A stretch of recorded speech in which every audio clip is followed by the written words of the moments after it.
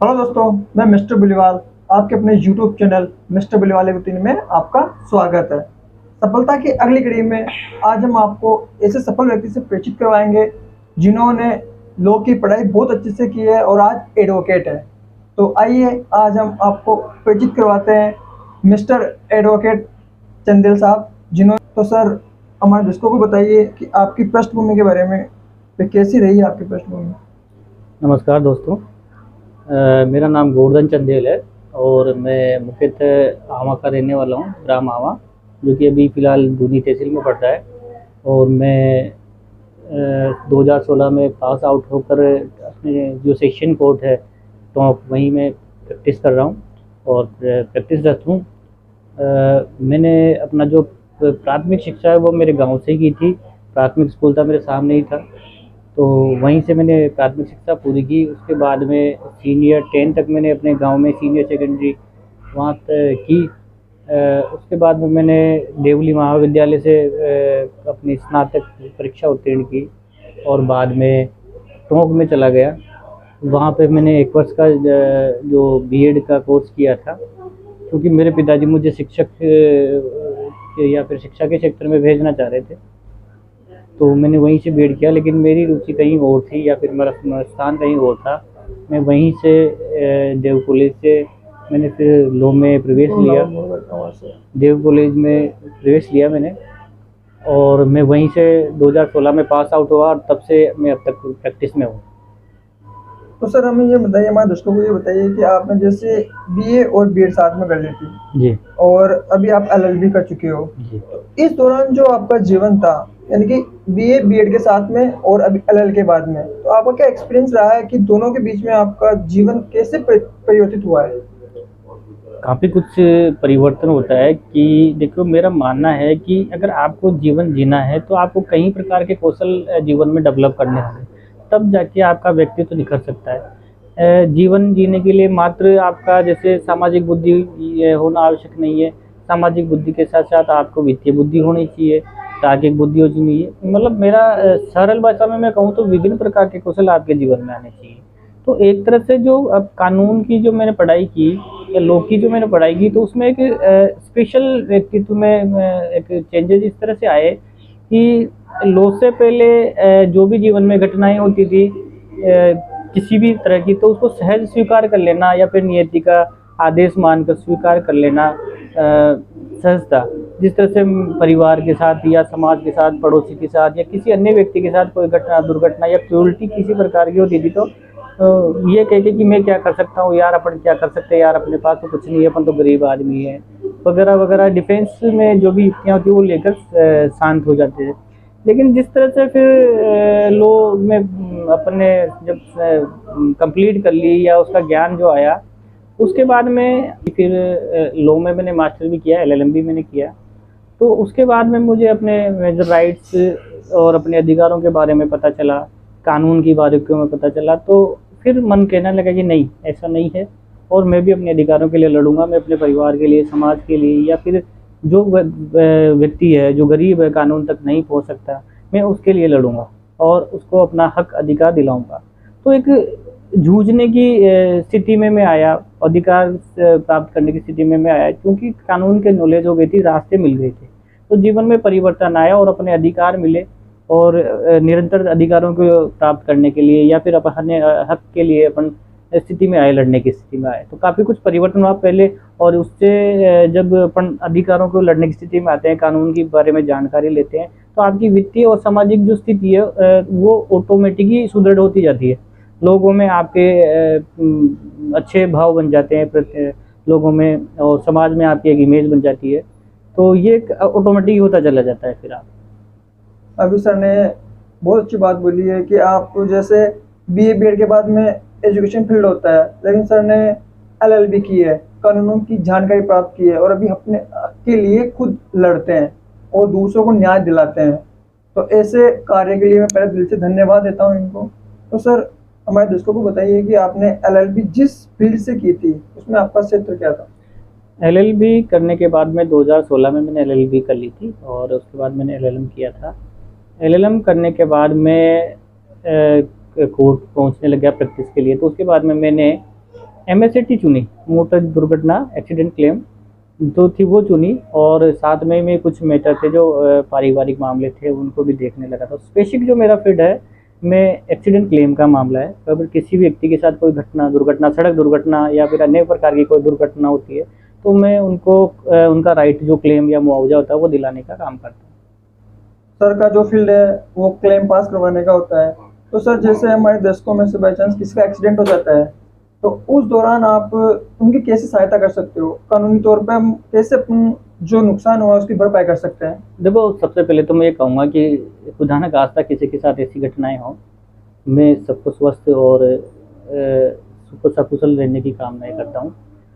लेकिन फिर भी अगर आर्थिक या सामाजिक भाग दौड़ में अगर किसी के साथ कोई दुर्घटना इस प्रकार की हो जाती है, तो मैं सबसे पहले उनसे कहूँगा कि आपको तुरंत किसी एडवोकेट को हायर करना चाहिए और एक अपनी प्राथमिकता जिस प्रकार की घटना हुई उसका विवरण लिखकर पुलिस को देना चाहिए। कि मैं उदाहरण के तौर पे आपको बता दूं कि जैसे कहीं आप किसी मार्ग पे जा रहे हैं और कोई किसी वाहन से आपकी दुर्घटना हो जाती है, तो आपको उस वाहन को आइडेंटिफाई करना है, उसके नंबर आइडेंटिफाई करनी है, और आपकी जो तहरीर होगी उसमें आपको लिखना है कि मैं यहाँ से वहाँ जा रहा था और फला जो वाहन है उसके चालक ने गलती से, तेज़ी से या लापरवाही से चलाते हुए मेरे या फिर मेरे परिवारजन को टक्कर मार दी, जिससे मेरी ये क्षति हुई।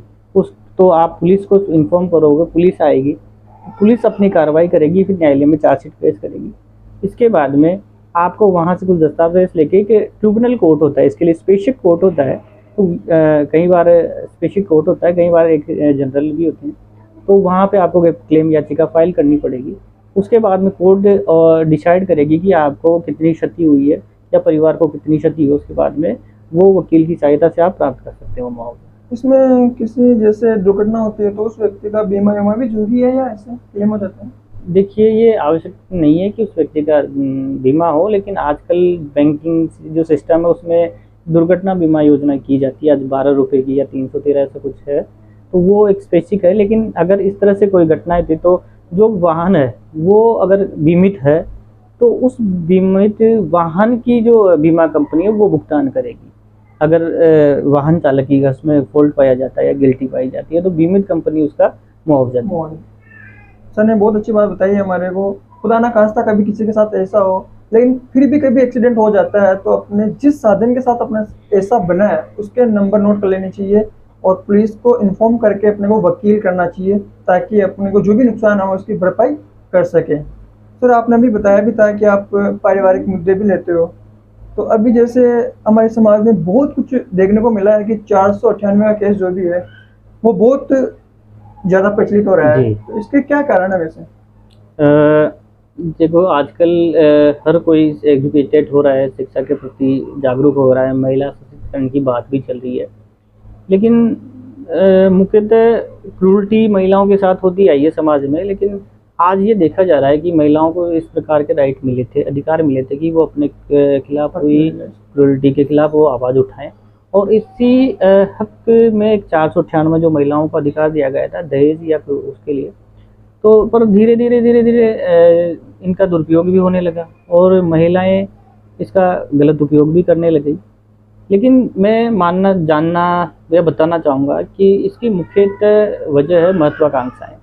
पारिवारिक जो माहौल है वो बिगड़ता जा रहा है। अति महत्वाकांक्षाओं के कारण महिलाओं को जो बाहर निकलकर काम करने की जो आज़ादी मिली है उसका उन्होंने दुरुपयोग किया भी है। सभी महिलाओं ने, खैर ऐसा नहीं है, मैं नहीं कहना चाहूँगा, लेकिन जो महिलाएं इस तरह के करती है वो गलत है। और इसका मुख्य वजह जो मैं अगर मेरी नज़र से मानूँ तो बैंकिंग सिस्टम में इसका वजह मानता हूँ। सरकार की भी कई नीतियाँ हैं जो इसकी मुख्य वजह है। तो मैं निवेदन करना चाहूँगा सरकार से भी कि वो इस तरह के कानून लेकर आएँ जिनमें परिवार का जो विखंडन है या इस तरह की जो घटनाएं वो कम से कम हो।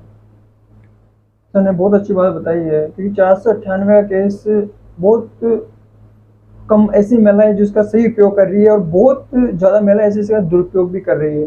फिर भी हमें सतर्क और सावधान रहना चाहिए, क्योंकि परिस्थितियाँ कभी भी अनुकूल से विपरीत भी हो सकती है, इसको अपने का अंदाज़ा नहीं लगा सकते हैं। तो सर आप और हमारे दर्शकों को कुछ बताइए लॉ के बारे में जो आपके हिसाब से उनके फ़ायदेमंद हो। जी, मैं आपसे ये कहूँगा कि कानून प्रत्येक क्षण आपके साथ है। आप अपना व्यक्तित्व विकास कीजिए, अपने कौशल में विकास कीजिए, आप अपने व्यक्तित्व में विभिन्न प्रकार के कौशलों का विकास कीजिए।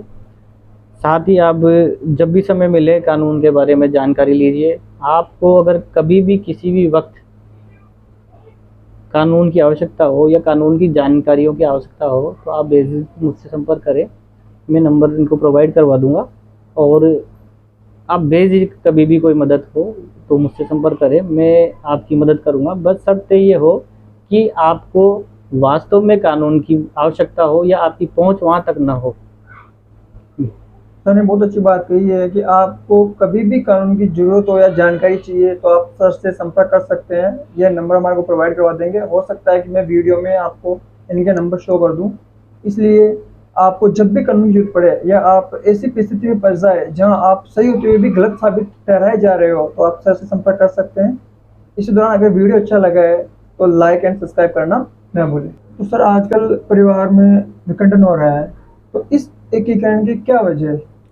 देखिए जो जीवन है वो बड़ा आर्थिक है और आज भाग-दौड़ का ज़माना है। तो आजकल जो परिवार विभाजन है या जो एकीकृत परिवार हैं, उनकी मुख्य वजह मैं मानता हूँ बैंकिंग सिस्टम। बैंकिंग सिस्टम, अब मैं अगर आपसे ये कहूँगा तो कई सारे जो आपके दर्शक ये कहेंगे कि ऐसा कैसा है कि बैंक इसके लिए ज़िम्मेदार है। तो इसके पीछे बहुत बड़ी और बहुत ही जो छुपी हुई जानकारी है। इससे विस्तार में अगर अपन जाते हैं तो कई सारी चीज़ें अपने को देखने को मिलेगी। लेकिन मैं मुख्यतः आपको एक उदाहरण से समझाता हूँ कि किस तरह से बैंक हमारे परिवारों को तोड़ने के लिए ज़िम्मेदार है या फिर उनका हिस्सा है। मैं किसी को अपेक्ष नहीं करता या फिर बैंकिंग सिस्टम को भी मैं अपेक्ष नहीं करता, क्योंकि जीवन में बैंकिंग सिस्टम का होना भी बहुत आवश्यक है। आर्थिक प्रगति का युग है। लेकिन आपने देखा होगा कि जब हमारे पुरानी पारिवारिक व्यवस्थाएं थी उसमें एक शब्द या एक चीज़ होती थी जो परिवार के बीच में थी, कोठा। कोठा होता था जिसमें हमारे गेहूँ या फिर अन्य जो ज़रूरी सामग्री थी उनको अपन सहेज के रखते थे, और उस कोटे की चाबी होती थी हमारे घर के किसी बुजुर्ग के पास। तो हमने देखा है कि किसी भी परिवार के सदस्य को अगर कोई वस्तु या कोई चीज़ की आवश्यकता होती तो वो उससे लेता था और वो जो बुजुर्ग होता था वही सब में डिवाइड करता था, और अगर किसी के पास से इनकम होती थी वो भी उस बुजुर्ग को दे देते, वो उसको सेव करता था। तो पारिवारिक व्यवस्था में लोभ नहीं था, लालच नहीं था या महत्वाकांक्षाएं नहीं थी। अब 1990 के बाद जब उदारीकरण आया, बैंकिंग सिस्टम उसमें आया, तो जो विनिमय का साधन था वो बदल गया। जहाँ हमारे उस तरह से जो विनिमय के साधन अलग थे, उस टाइम मुद्रा विनिमय के उसमें आई और लोगों के अकाउंट्स खुले। तो जैसे घर में अगर 4 भाई हैं तो चारों के पास अकाउंट हो गए, तो उन्होंने धीरे धीरे जो जमा करने की प्रवृत्ति थी उनमें बढ़ गई। उन दोनों में एक या चारों में या दोनों में एक कंपटीशन पैदा हो गया कि इसके मेरे खाते में पैसे ज़्यादा होने चाहिए और या मेरे खाते में पैसे ज़्यादा होने चाहिए। तो ऐसे करते करते लालच आ गया। तो लालच जब उनकी पूर्ति नहीं हो पाई तो वो एक दूसरे के से पे भी नज़र डालने लग गए, तो उनमें मनमुटाव हो गए।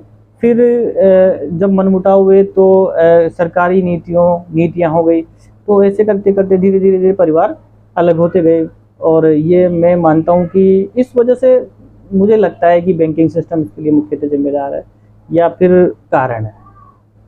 सर ने कहा है कि जैसे पारिवारिक में जो विवाद होते हैं, जो एकीकरण होता है, उसका मुख्य कारण बैंकिंग सिस्टम है, क्योंकि सब अलग अलग अकाउंट अपने पैसे जमा कराने लग जाते हैं और उसी के दौरान लालची बढ़ता जाता है कि मेरे इतने पैसे हो गए, इसको क्यों दूँ। ये जो बातें परिवार में होती रहती है और उससे एकीकरण की घटनाएं सामने आती है। तो सर हमारे दोस्तों को बताइए कि कोई अगर LLB करना चाहता है तो उसके लिए क्या प्रोसेस है? आप LLB करने चाहें तो सबसे पहले तो अपने दिमाग में धैर्य और मेहनत और लगन या ईमानदारी जो भी आपके गुण हैं उनके साथ चलें। और इसके लिए एक एग्ज़ाम होता है, प्री कंपटीशन होता है, क्लेट जिसे अपन कहते हैं, उसका फॉर्म फिलअप किया जाता है। उसके बाद में एग्ज़ाम होते हैं, कट ऑफ निकलती है और कॉलेज अलॉटमेंट होता है। ये 3 साल की डिग्री होती है, तो आप वहाँ से फॉर्म भर के एग्ज़ाम दे सकते हैं। आजकल कई ऐसे कॉलेज हैं जो डायरेक्ट एडमिशन भी ले रहे हैं, वो प्रक्रियाएँ उनकी जिनकी अलग है। तो आप अगर कोई भी लॉ करना चाहें तो इस तरह के कॉलेज हैं या फिर एग्ज़ाम फाइट करके वहाँ पे संपर्क करके जो भी उनकी एडमिशन या फॉर्मेलिटीज़ है उनको पूरी करके आप एक्शन ले सकते हैं। अभी सर ने बताया था कि अगर आप एलएलबी करना चाहते हो तो इसके लिए आपको क्लेट का जो एग्ज़ाम होता है उसको फाइट करना पड़ता है, उसके हिसाब से मेरिट में निकलती है, उसके हिसाब से आपको कॉलेज आवंटन हो जाते हैं। और आजकल डायरेक्ट भी अपन कॉलेज में डोनेशन के हिसाब से एडमिशन भी ले सकते हैं और 3 साल की डिग्री होती है। अगर वीडियो अच्छा लगा है तो लाइक एंड सब्सक्राइब करना न भूलें।